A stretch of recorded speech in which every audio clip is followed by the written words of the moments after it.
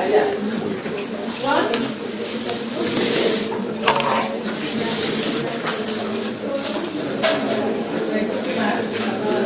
Lavado nasal, mantenimiento normal, ¿qué más? Los líquidos nasales, ¿cómo se los traducen? O sea, tú consideras que se los va a dar una hidratación. Era la vida ¿cuál fue el criterio de hospitalizar a este niño? La desnutrición. Él ahora no tiene dificultad respiratoria. El problema de la desnutrición, ¿cuál es? Que puede hacer que una infección que está localizada en un determinado órgano se generalice y me haga una sepsis, porque él inmunológicamente está mal. ¿Sí?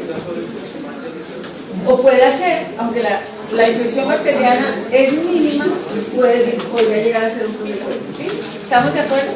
Pero entonces yo no necesito, no el hecho de que yo lo hospitalice hace que yo requiera que utilice lo que habitualmente hace uno con un niño hospitalizado. O sea, si él está tolerando la vía oral, no necesito ponerle líquido celular.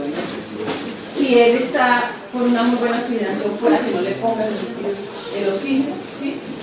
Le mantengo la vía aérea despejada y se lo hago con los líquidos, con la limpieza, el lavadito nasal, doy abundancia de líquidos para hidratarlo lo mejor posible, ¿sí? ¿Qué otra cosa hago? Y yo hago, dilo tú. ¿Por qué? Siempre que hay sibilancias en una bronquiolitis, ¿por qué? Porque tiene un antecedente previo de asma y puede ser un determinante para esta primera crisis. Y yo lo hago, ¿cómo lo hago? Es una prueba terapéutica. ¿Qué quiere decir eso? Que si mejora yo continúo con el tratamiento y que si no, lo suspendo. Porque la bronquiolitis requiere beta-2 para el manejo. No. Bueno, ustedes ya hicieron la charla, nos podemos ir. Entonces vamos a ver un poco de epidemiología, vamos a reforzar conceptos, pero yo creo que por ahora la forma de intervención que hicieron fue muy buena. No se les olvide que los factores de riesgo son fundamentales para tomar la decisión en una bronquiolitis de si yo lo hospitalizo o no. Entonces, bronquiolitis. Si uno ve en el up to date la definición de bronquiolitis, la lees, por favor. Síndrome clínico que ocurre en niños menores de 2 años, caracterizado por síntomas respiratorios altos, seguidos por infección e inflamación de las vías respiratorias bajas, que resulta en sibilancias y o estertores. Eso es una definición que se encuentra. Hay otra, que es esta. Primer episodio cintilante en niños menores de 12 a 24 meses, con riesgos clínicos de infección de vías respiratorias bajas y que no haya otra explicación para las sibilancias. O sea, acá podríamos decir que puede haber un problema tópico que podríamos explicarles. Por eso, la necesidad de hacer un ciclo corto o una prueba terapéutica completada, ¿sí? Entonces, fíjense que aquí lo que me completa esta definición es que hablamos de un primer episodio y la edad, que es fundamental, ¿sí? Pero siempre lo va a hacer la prueba terapéutica si tiene el antecedente de la familia de asma. Ya ahorita vamos a hablar de tratamiento. Pues bueno. Y esta es la definición ya de Léela. Primer episodio broncoobstructivo en niños menores de 2 años de una enfermedad caracterizada por signos de infección de las vías respiratorias superiores, resfriado. 2-3 días previos seguidos por la aparición de sibilancias, inspiración sibilante o crepitante, filos inspiratorios y tonos sibilantes. Se caracteriza por inflamación aguda, edema y necrosis de las células epiteliales de las vías aéreas inferiores, aumento de la producción de moco y broncoespasmo. O sea, desde la parte clínica, esta es la definición y en la literatura es uniforme. O sea, es el primer episodio sibilar. Por eso le llama a uno la atención cuando ve niños de 18 meses que dicen, ya llevan 3 bronquiolitis. ¿Qué cambiaría? Un tercer episodio en un niño con, así sea desencadenado por un proceso viral, cuando es su primer episodio y es un tercer episodio? ¿Cómo?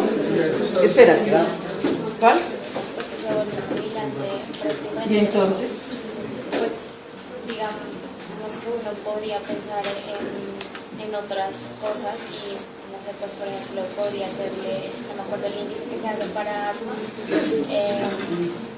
para pues tratar de determinar si tiene probabilidades. Bueno, pero a ti para eso, ¿en qué cambia lo que tú pones en la definición si es el primero o el tercero? Pues porque ya el tercero sí se podría beneficiar de un manejo con un broncodilatador a diferencia del ¿Y primero. por qué más? Pues esteroides. Y con un corticoide, ¿de acuerdo? O sea, definitivamente la definición puede contribuir para la toma de decisiones en el momento de hacer el tratamiento. Bueno, claro, y además porque ahí sí vamos a requerir estudios para definir si tiene como tú algunas otras situaciones que hagan pensar en que es asmático o no. Acá lo que le agregan a esta definición, ¿qué es? A todo lo anterior. Que se caracteriza por inflamación aguda. La fisiopatología. Entonces en el AYEPI, claro, cuando ustedes hacen la clasificación no la incluyen, pero en la definición lo que agregan en el AYEPI es la fisiopatología. ¿Sí? Bueno, y esta es la definición de la guía práctica del Ministerio de Salud para Colombia. Y léela allá. Sí. Guía práctica clínica Allá. de 2 años de edad con un primer episodio similar que procedido de acuerdo que pasa hace 2 o 3 días, no tienen caña subcostal, no tienen respiración rápida, sin apnea, saturación de oxígeno al aire ambiente adecuado para su edad y altura sobre el nivel del mar. Mayor de 3 meses de edad sin antecedentes de prematuridad. ¿Tú qué le ves a esta definición? Se los quita. O sea, lo hace, lo que le dice acá es, la bronquiolitis pura debería ser esto. Claro, hay unos factores de riesgo que es lo que la empeora, pero la bronquiolitis como tal se presenta en mayor de 3 meses, no, uno podría tener una bronquiolitis en un sí, yo puedo tener en un neonato, puedo tener una bronquiolitis, sí, pero habitualmente la presentación se da así. Lo que nos quiere decir es que si uno, del 100% de los pacientes que nos llegan con bronquiolitis, el 98% van a ser con esta presentación, sin dificultad respiratoria, en niños mayores de 3 meses, con las sibilancias, ¿sí? Sin ningún otro factor de riesgo, no van a ser prematuros. O sea, lo habitual debería ser así, y eso es una definición de una bronquiolitis sin complicaciones. La bronquiolitis pura, sin complicaciones, porque si no ya hablaríamos de bronquiolitis grave. Esta es la definición de bronquiolitis. Si yo le pongo otras cosas, entonces pasa a ser bronquiolitis grave. Para bronquiolitis con manejo ambulatorio, que es la que la guía propone, es esta la definición. Lo que se salga de ahí ya tiene otra implicación. Bueno, entonces ya les dije de dónde sacamos hoy la bibliografía de la AYEPI, de las guías prácticas del Ministerio de Salud y de Protección Social, y después les digo las otras. Entonces, ¿qué es lo que habitualmente vemos con la bronquiolitis? Que de las infecciones respiratorias agudas bajas es la más frecuente. Que en los niños menores de 1 año por lo menos se presenta en el 11.4 de 100 niños menores de 1 año se les presenta la bronquiolitis, y para los niños mayores de 2 años solo 6 de 100. O sea, para los mayores de 1 año ya la incidencia baja. Que es más frecuente en niños que en niñas, y ahí está la proporción. Que en los niños menores de 6 meses tiene mayor riesgo. El riesgo del caso clínico que nosotros vimos lo determinó la edad. No, ese niño podría ser manejado de forma ambulatoria si no tuviera el factor de riesgo de desnutrición, porque no tenía dificultad respiratoria, porque cumplía la definición, si no fuera por la edad, de lo que dijo la guía de práctica clínica.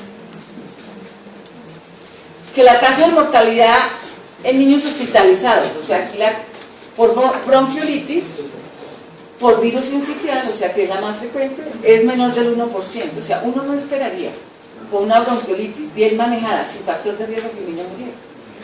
Lo que determina la mortalidad son los factores de riesgo. Por eso es tan importante definirlos en el momento de la valoración de un niño, ¿sí? No es solo la dificultad respiratoria, son los factores de riesgo asociados. Y eso es lo que determina la mortalidad. Y que en Colombia más o menos se encontró que la mortalidad aproximada es del 0.7%. El 72.4% de los niños menores de un año que mueren en Colombia, de todas las causas, se debe a bronquiolitis. O sea, en Colombia es fundamental el manejo y la evitar que se den estos procesos, porque son las primeras causas de muerte en menores de un año. La infección respiratoria es la principal causa de muerte en el menor de un año en Colombia, que no se ve en otros países del mundo. Mayor mortalidad en prematuros, y en Estados Unidos, que son muy juiciosos para ver cuántos niños se hospitalizan, ahí nos dicen que más o menos hay 91.000 niños que se ingresan por bronquiolitis, lo que genera un costo que ahí lo destruye. Eso quiere decir que es una enfermedad que de alguna forma, por los cambios ambientales, no es tan fácil evitar, que se suelen hospitalizar muchos, pero que la mortalidad depende básicamente de determinar el paciente riesgo. Entonces, mira, acá es una primera causa de ingreso hospitalario por problemas respiratorios en menores de un año. Ustedes ven, notifican sus hospitales, que empezó el pico, la mayoría de niños hospitalizados son por infección respiratoria y muchos de ellos por bronquiolitis, que se presenta básicamente en esos meses, que el 2 a 5% de menores de 2 meses con bronquiolitis requieren hospitalización, que el 50 al 70% presentarán episodios sibilantes recurrentes, o sea, un gran porcentaje de niños que tienen bronquiolitis, o sea, uno de cada dos tiene procesos sibilantes recurrentes.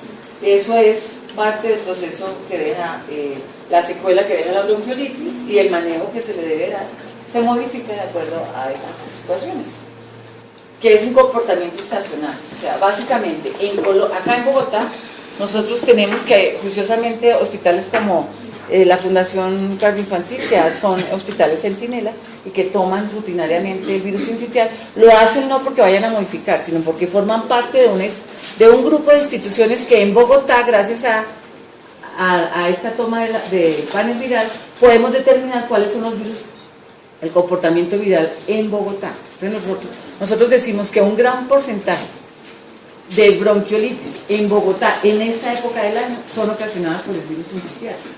Casi el 70 al 80% de las bronquiolitis en Bogotá en esta época, porque ¿cuál es la otra época invernal en Bogotá?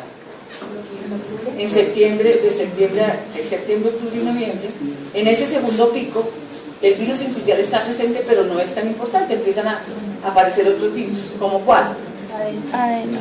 El adenovirus es estable, o sea, él está todo el año no tan importante, pero él aparece. La influenza es el otro virus, exacto.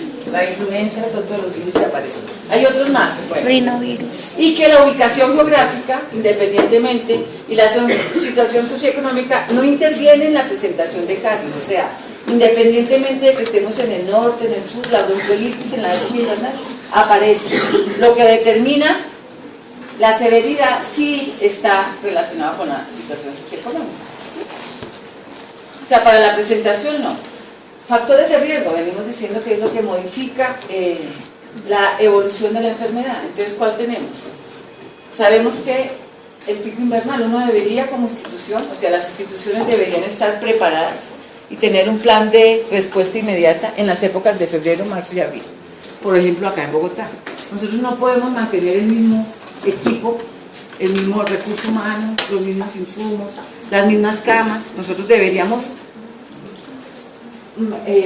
anteceder a esta situación para estar preparados. El problema de nosotros es que pareciera que no nos sufriéramos de estas situaciones. Entonces, cuando estamos llenos decimos, ay, es que no damos abasto, ¿qué hacemos que no tenemos profesionales? ¿Qué es que las camas? Hombre, eso ya lo tendríamos que tener establecido. Y eso es una de las recomendaciones y de las responsabilidades que se les pide desde la Secretaría de Salud a las instituciones. Y lo que hoy está trabajando el nuevo secretario de Salud. Y es decirles, miren, ustedes tienen que saber por el historial en su institución cómo se presenta el pico en esta época del año. Usted debería prepararse y contratar en esa época más pediatras, más médicos, ampliar servicios, disminuir servicios que no van a generar en esta época unas soluciones, por ejemplo, disminuir las cirugías programadas, que aunque es lo que más da y es a lo que más les cuesta a los hospitales dejar de hacer, es lo que menos en este caso nos podría dar soluciones. Entonces, cerrar servicios, no hacer tantas consultas de crecimiento y desarrollo, claro que el hospital no lo hace, los hospitales de tercer nivel no lo hacen, pero las instituciones de primer y segundo nivel les debieran decir, ustedes cierren en esta época las consultas de crecimiento y desarrollo, dejen menos cantidad, no es que no las cierren. No hagan las cosas programadas, disminuyan servicios que no son, y abran servicios para darle la posibilidad de atención a estos niños. Las guarderías, mire, cuando uno tiene un factor de riesgo, acuérdense que aquí es fundamental la prevención. Estamos diciendo que la bronquiolitis con los niños con factores de riesgo puede llegar a ser fatal. Nosotros tendríamos que aprender a orientar a las familias. Si el niño fue prematuro, si está desnutrido, hombre, fortalezca en la familia el hecho de que no lo lleven a la guardería, que utilice otros recursos, que lo cuide la tía, que donde no haya tanto riesgo de adquirir la infección. Es difícil, pero uno tiene que empezar a trabajar con ellos en esta situación. Es muy triste que niños que nacen prematuros, que logran salir de un programa canguro, con una muy buena recuperación nutricional, una vez lo vean bien, los lleven a las guarderías y una vez entren al mes de vida se les muera por una infección de estas. Cuando uno sabe que un niño que nació prematuro extremo, ojalá los primeros 3 años de vida no asista a una guardería, porque el riesgo que tienen ellos por displasias broncopulmonares, por posibles cardiopatías, por pesos no recuperados, pueden ser un factor de riesgo que complique la situación. Entonces, la asistencia a guardería, los familiares enfermos, el hacinamiento, claro, nosotros tenemos una condición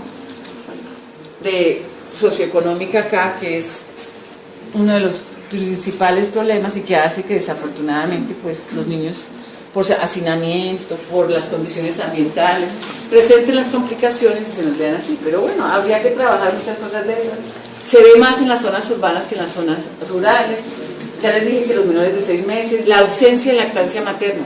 La lactancia materna es una medida que además de que promueve un muy buen vínculo, nosotros sabemos que es un protector fundamental para todas las infecciones respiratorias y para las diarreas, las viviendas desfavorables, los padres fumadores, el bajo peso al nacer, y en el niño que ya tiene más de 6 meses, no es el bajo peso al nacer, por eso nosotros no tuvimos en cuenta la prematuridad, aunque no era un prematuro extremo, en el caso nuestro, sino fue el peso actual, el estado nutricional actual, ¿no?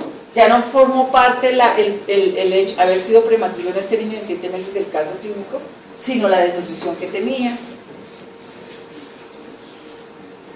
La prematurez que la resalto ahí y las otras patologías que se presentan y que pueden estar asociadas con la severidad, la displasia, la enfermedad cardíaca, la fibrosis quística, las inmunodeficiencias, las alteraciones metabólicas y neurológicas. Hoy en día se dice que los niños, el síndrome de Down, yo creo que muchos de ustedes han tenido la posibilidad de tener los niños con síndrome de Down con una bronquiolitis seco, por la hipotonía, por su retraso psicomotor, porque tienen una vía aérea que le genera más problemas, la apnea obstructiva, y entonces eso hace que se complique.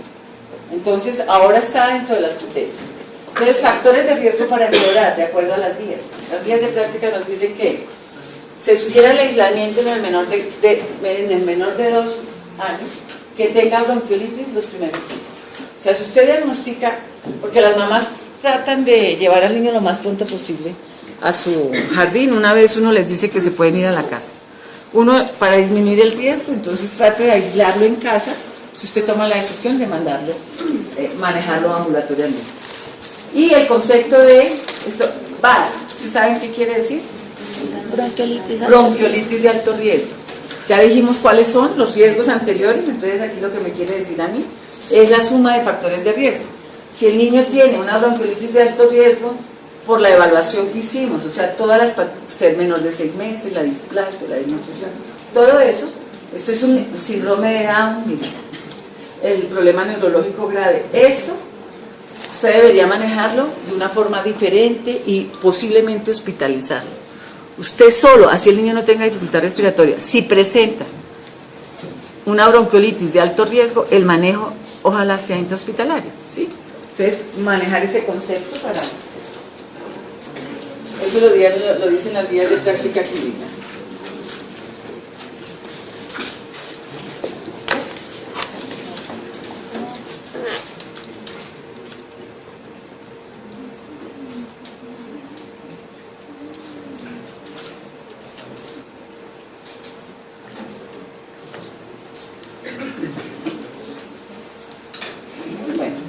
están copiando ahí.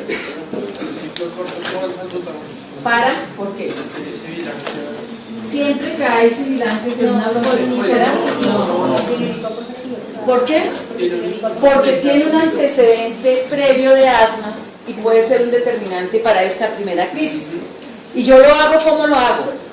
Es una prueba terapéutica. ¿Qué quiere decir eso? Que si mejora yo continúo con el tratamiento y que si no, lo suspendo. Porque la bronquiolitis requiere beta-2 para el manejo. No. Allá.